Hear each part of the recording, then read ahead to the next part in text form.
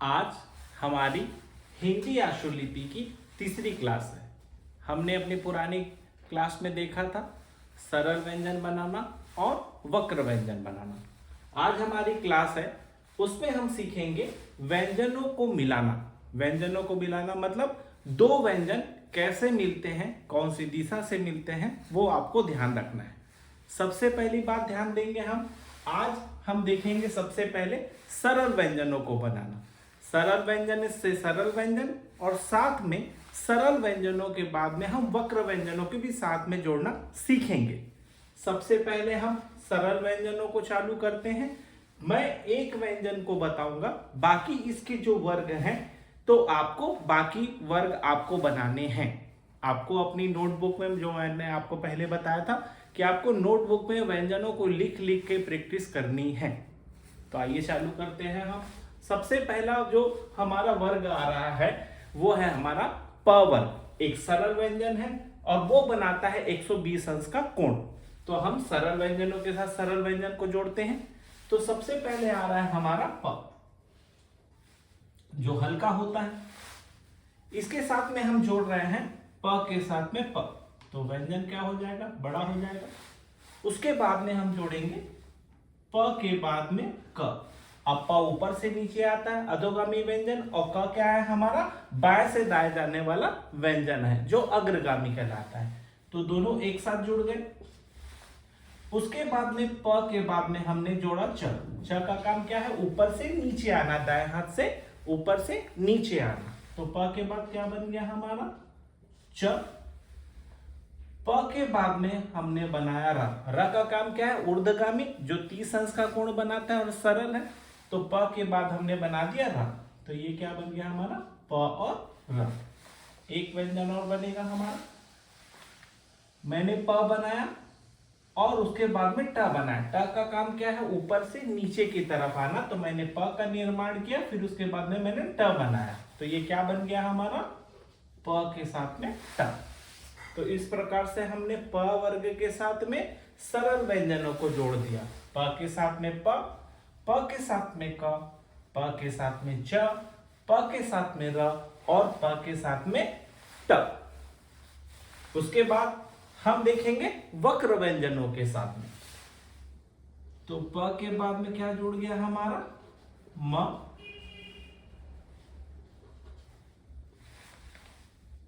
प के बाद में न बना दिया। प के बाद में ल ऊपर, जो ऊर्ध्वगामी बनता है और ये वक्र व्यंजन है। तो प के बाद में ल। उसी प्रकार से हम आएंगे प के बाद में त। अब प बाया है तो त भी क्या हमारा बनेगा, बाया ही बनेगा। तो ये क्या हो जाएगा हमारा, प के साथ में त।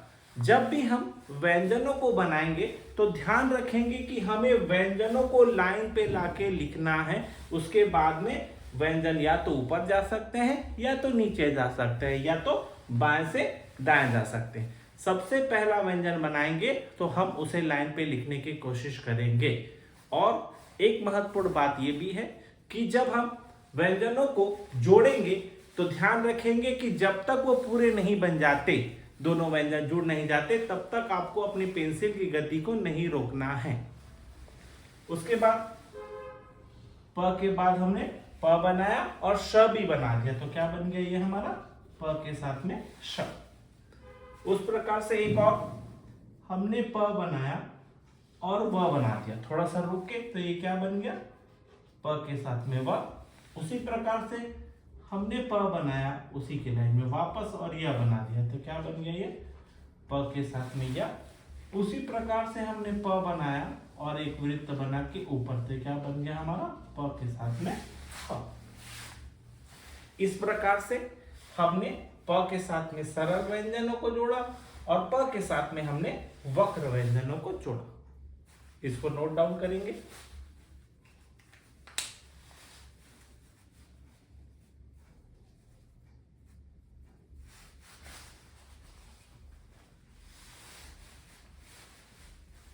अब आगे बढ़ते हैं हम।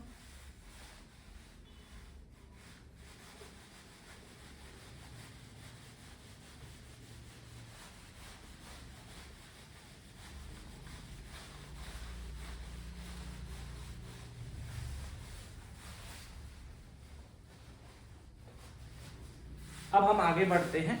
अब हम ट वर्ग के साथ में देखते हैं। अब ट वर्ग कितने अंश का कोण बनाता है? हमारा 90 अंश का।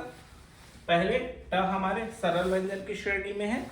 ट के साथ में सरल व्यंजनों को जोड़ेंगे, बाकी सभी व्यंजन। उसके बाद में ट के साथ में हम वक्र व्यंजनों को भी जोड़ेंगे। मैं एक व्यंजन बताऊंगा, ये एक वर्ग है और वर्ग में 4 व्यंजन होते हैं। बाकी व्यंजनों को आपको बना बना के प्रैक्टिस करने हैं।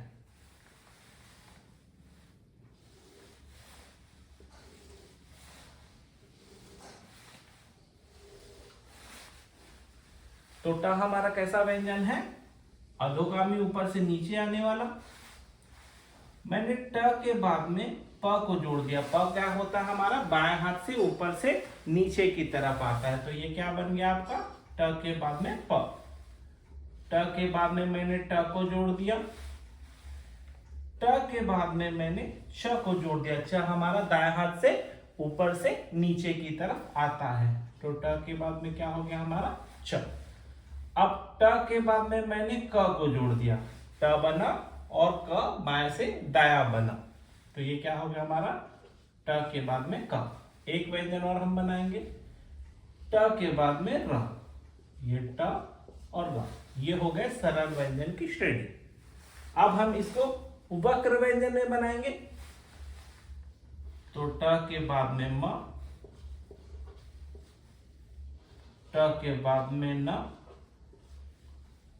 ट के बाद में ल ऊपर। अब ट के बाद में त बाया भी बनता है और ट के बाद में त दाया भी बनता है। अब ट के बाद में स बाया, ट के बाद में स दाया। उसी प्रकार से ट के बाद में व, ट के बाद में य और ट के बाद में ह। ये हो गई हमारे सरल व्यंजन के साथ से सरल व्यंजन और सरल व्यंजनों के साथ में वक्र व्यंजन। इसको भी नोट डाउन करेंगे।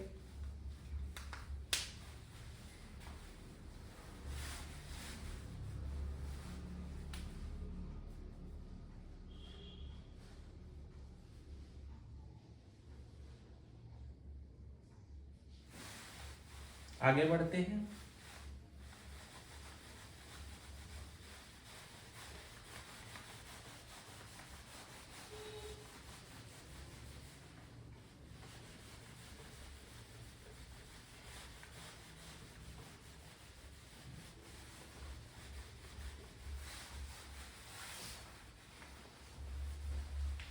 अब हम आते हैं आगे, जो है हमारा च वर्ग। ये कितने अंश का कोण बनाता है? हमारे 60 अंश का कोण बनाता है। ये एक सरल रेखा है और कैसे आती है? ये दाएं हाथ से ऊपर से नीचे की तरफ, जो अधोगामी व्यंजन कहलाता है।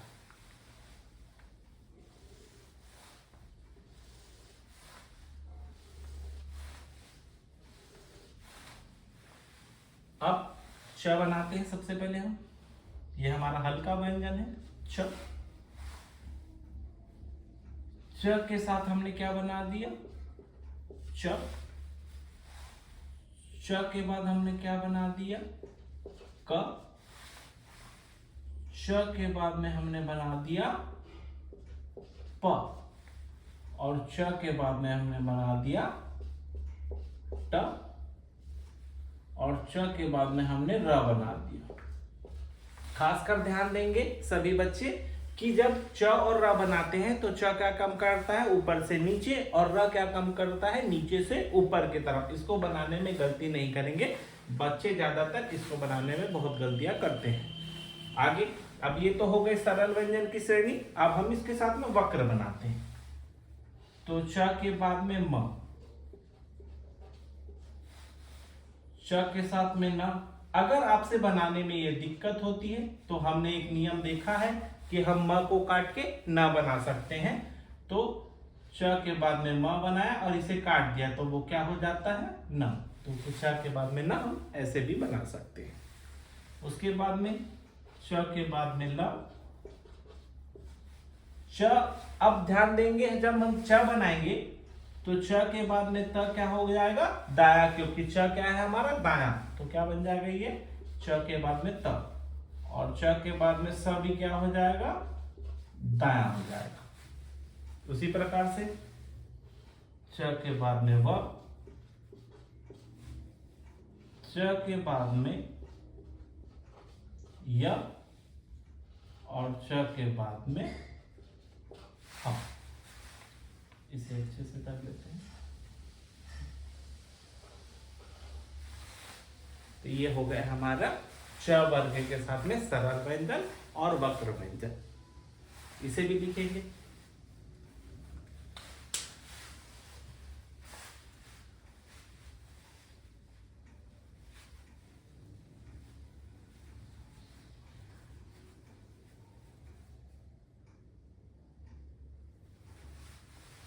आगे बढ़ते हैं।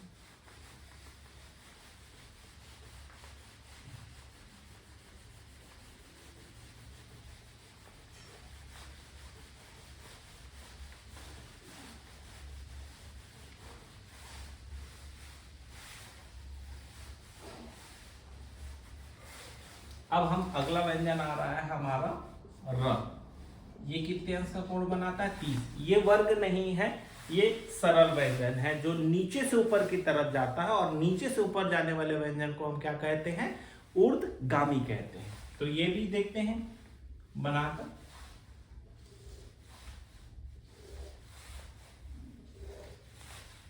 तो अब र क्या होता है, 30 अंश का कोण बनाता है, उसके साथ में प, र के साथ में ट, र के साथ में च, और र के साथ में क। र के साथ में र ऊपर चले जाता है। अब ध्यान देने वाली बात है कि जब हम र के बाद में म बनाएंगे तो उसमें क्या हो जाता है, र डाउन हो जाता है। जैसे हमने देखा था जो 12 बजे से 3 बजे वाले में दाएं हाथ से ऊपर से नीचे जाता है, जो अधोगामी है हमारा, तो उसके साथ में म बनता है। तो जब भी हम र और म का निर्माण करेंगे तो र क्या हो जाएगा हमारा नीचे, और म बन जाएगा। आप एक और चीजें कर सकते हैं, न को काट के भी आप म का निर्माण कर सकते हैं, परंतु सही तरीका क्या है हमारा, र नीचे और म। उसके बाद हम र के बाद में न, र के बाद में ल ऊपर भी, और र के बाद में ल नीचे भी। इसमें ऊपर नीचे जाता है मात्राओं के आधार पर। उसके बाद में र के बाद में त, र के बाद में श, र के बाद में व, र के बाद में य, और र के बाद में ह ऊपर भी, और र के बाद में ह नीचे भी। में ये ऊर्ध्वगामी और ये अधोगामी, तो ये दोनों बनते हैं। इसे भी नोट डाउन करेंगे आप। आपको अपनी नोटबुक में बार बार इस व्यंजनों को बना के प्रैक्टिस करनी है। जितना ज्यादा प्रैक्टिस करेंगे आप, उतनी ज्यादा अच्छी और सुंदर आउटलाइन बनानी है। आपको अपनी कॉपी को साफ भी रखना है, अपने को रबर का इस्तेमाल बिल्कुल नहीं करना है आपकी कॉपी में, और व्यंजनों को बार बार बना के ये आपको प्रैक्टिस करनी है। प्रैक्टिस के लिए आपको व्यंजन बहुत सारे भेज दिए जाएंगे जो PDF के रूप में होंगे, पर आपको ऐसे प्रैक्टिस करना है। फिर उसके बाद में आपको प्रैक्टिस के लिए आपको वर्ड भी भेज दिया जाएगा, शब्द भी आपको भेज दिए जाएंगे।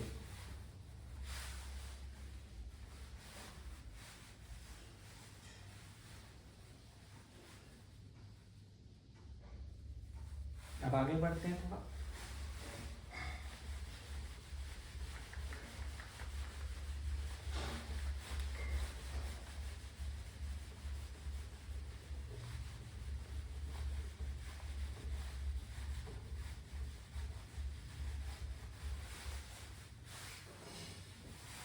अब हम देख रहे हैं हमारा का वर्ग कितने अंश का कोण बनाता है, वो 180 अंश। ठीक, ये एक ऐसा व्यंजन है, सरल तो है ही, परंतु ये क्या करता है, बाएं से दाएं की तरफ जाता है, जिसे हम अग्रगामी कहते हैं। कोशिश करेंगे जब भी हम क वर्ग का अभ्यास करेंगे तो जो हमारी कॉपी होती है स्टेनो की, उसकी जो मार्जिन होती है वो हल्की गुलाबी और लाल कलर में होती है। तो आपको उन व्यंजनों को सीधा लिखने के लिए आपको उसकी लाइन पे लिखना है। जैसा छोटा सा उदाहरण, ये आपकी मार्जिन है कॉपी की, आपको क को इस लाइन पे ही लिख के देखना है, क, ख, ग और घ। इससे क्या होगा, आपकी लाइन भी सुधरेगी और आपको परफेक्ट लाइन बनाने का एक मौका भी मिलेगा। तो आपको वो गुलाबी और लाल कलर की रहेगी, तो आपको उस लाइन पे ही अभ्यास करके देखना है। अब थोड़ा हम अपने अभ्यास की तरफ चलते हैं।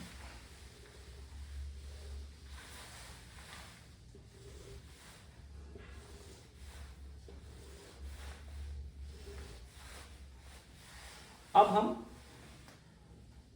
क के बाद में प बनाए, क के बाद में ट का निर्माण किया हमने, क के बाद में च बन गया, क के बाद में क बना दिया हमने, और क के बाद में हमने र बना दिया। तो ये हो गए आपके सरल व्यंजन की श्रेणी। अब आते हैं हम वक्र की तरफ में। तो क के बाद में म, क के बाद में न, क के बाद में ला ऊपर भी और क के बाद में ला नीचे भी, दोनों स्थिति में बनता है, एक ऊर्ध्वगामी और एक अधोगामी। क के बाद में ता आप हमेशा करेंगे, इसे बाया है तो बाया ही बनाएंगे। क के बाद में स,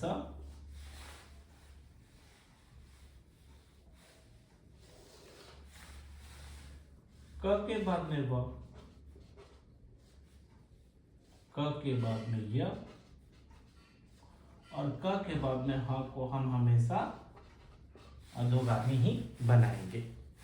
इस प्रकार से हमारे सरल व्यंजन के साथ में हमने सरल व्यंजनों को जोड़ा और सरल व्यंजनों के साथ में हमने वक्र व्यंजनों को जोड़ा। अगली क्लास में हम वक्र व्यंजन को वक्र व्यंजनों से और वक्र व्यंजनों को सरल व्यंजनों से जोड़ना सीखेंगे। नोट डाउन कर लीजिए।